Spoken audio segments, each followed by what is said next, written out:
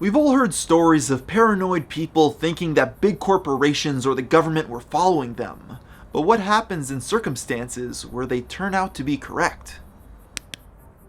Nintendo has become rather notorious in recent years for their protectiveness over intellectual property. They've shut down hundreds of emulation sites, fan projects, and even entire tournaments, which has naturally led to backlash. Many argue that the company's copyright enforcement policy is harmful to preservation efforts, and unnecessarily harsh. Regardless, Nintendo has only doubled down as time has progressed, most recently striking content creators for using Mario and Zelda music. While many terms have been coined over the years to describe the gaming company's draconian measures, one that's stuck around the longest has been the Nintendo Ninjas, in reference to their attorneys. The phrase was popularized by the late YouTuber Etika, who often covered the modding scene. His first archived use of the term was in a video originally published in late 2016, titled "Nintendo Ninjas Have Struck Again." What's going on, guys? Etika from the Etika World Network here, and those ninjas, the Nintendo Ninjas, have struck once more within the last few hours, and their target, the free shop. Download, look, that's the fucking ninjas coming for my ass right now. To most fans, this seemed like hyperbole, a comedic idea that Nintendo had covert agents akin to the Shinobi to defend their IP. However, as time went on, Etika strangely began to take the notion more seriously. Just a few weeks later, the streamer ominously tweeted that he'd met one of the leaders of the Nintendo Ninjas, and noted they were aware of his existence. The replies were filled with confusion as well as concern. With little context, it was uncertain exactly who or what he was talking about, but speculation would truly intensify on June 27, 2018, when he uploaded a video bluntly titled, "The Nintendo Ninjas Came for My Friend." The Nintendo Ninjas are widely considered to be a myth by many in the gaming community.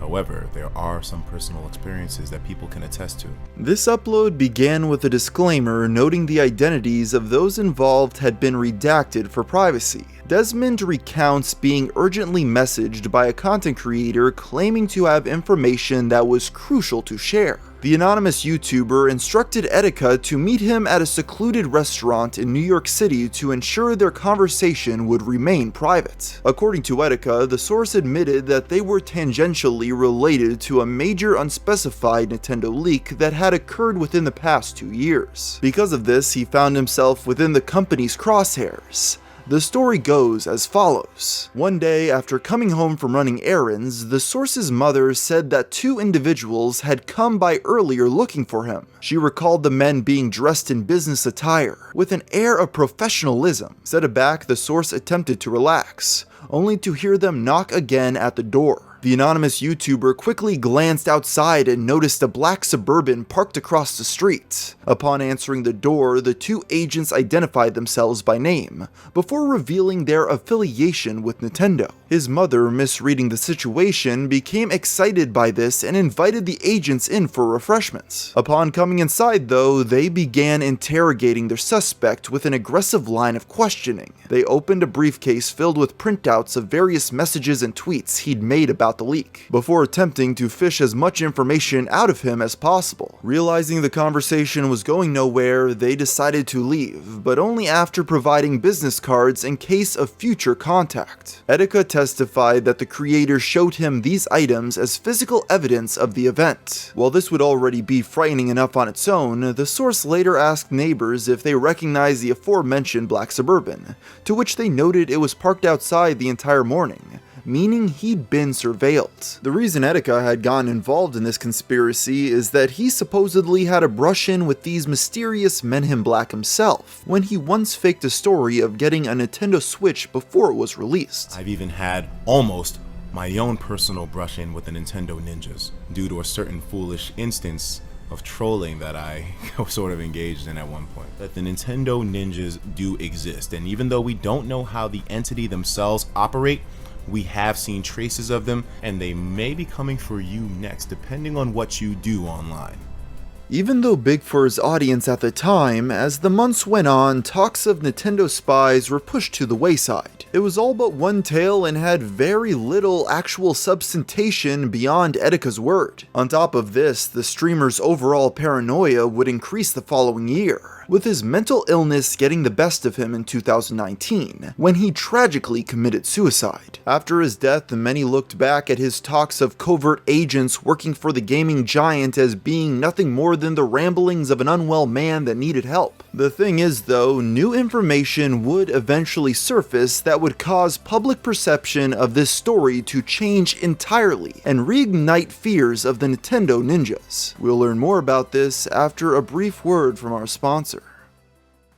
Do you enjoy the thrill of slot machines and are over the age of 18? Well, Lightning Link Casino might be for you. This app offers the thrills of a casino, though to be clear, there is no gambling or any opportunity to win real money or prizes. And since Lightning Link Casino is celebrating its 3rd anniversary this month, now is the best time to get started. This is the best app in its genre because you get free slot bonuses every day in your online casino games. On top of this, there are new slot games added all the time, including Dragon Link, where you could win huge jackpots. And on top of this, right now they're running 2 weeks of exciting events, offers, and in-game gifts. So if you want to try it out for yourself, download Lightning Link Casino using the link in the description or scan the QR code right here on the screen and get 10 million coins if you're a new player. Available in App Store and Google Play, it's really that easy. Just click the link in the description and I'll see you in the game.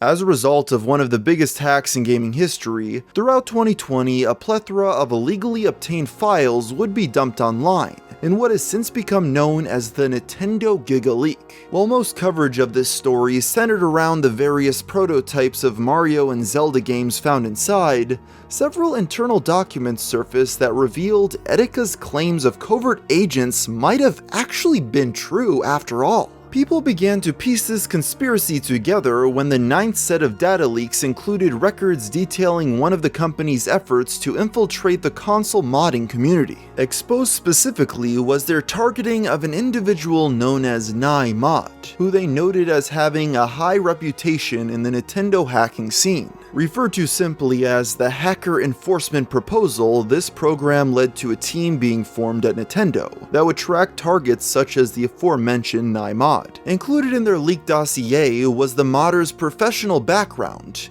noting that he was a highly skilled professional engineer. This file also included a bullet point list of his lifestyle and activities, which they obtained by extensively surveilling him. NaiMod was followed so closely, in fact, that they could accurately predict the programmer's work schedule, as well as when he was home. They even noted various innocuous trips made while under watch. In a later revision dated April of 2013, Nintendo employees outlined their plan to approach the 3DS hacker, including hypothetical scenarios for how to best make contact. Just as Etika had claimed, this outreach team is said to consist of 2 individuals, a Nintendo employee and a member of their legal team. In fact, their stated process seems to line up exactly with what he described. Contact team, likely 2 individuals, approaches NaiMod as he arrives home or after he has entered. The first sequence of events and conversation normally happens very rapidly. Approach NaiMod in a friendly, non-threatening, professional, and courteous manner.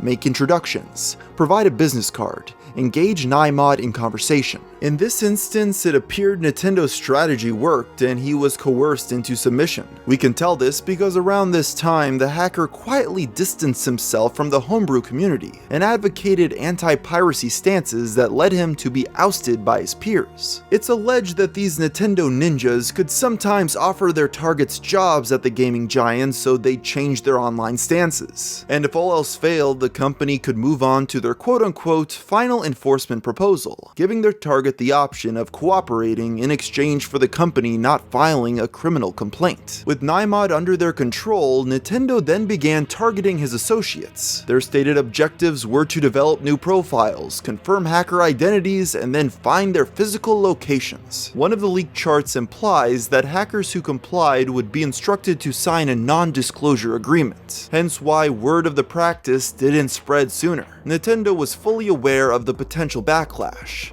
actively attempting to avoid the negative PR. Some of their admitted biggest fears in this regard were accelerated hacking activities, as well as a cyber attack. Because of those legal complications and their intentional obfuscation, we will likely never know the extent of the Nintendo Ninja's operation. What we can put to rest is their existence at all, as well as the reality that the company engages in the systematic stalking and harassment of civilians. The most troubling thing about this is that much of the late Etika's paranoia appeared to stem from being one of the few that knew about this shady program. While he could never prove the existence of this group during his lifetime, at this point it's all but confirmed by Nintendo themselves that the company was in fact following people. So there you have the story of the Nintendo Ninjas, and in honor of Etika, I've decided to donate 100% of the proceeds from today's sponsored message to a mental health charity. And with that, I think I'll end the video here. So until next time, thanks for watching.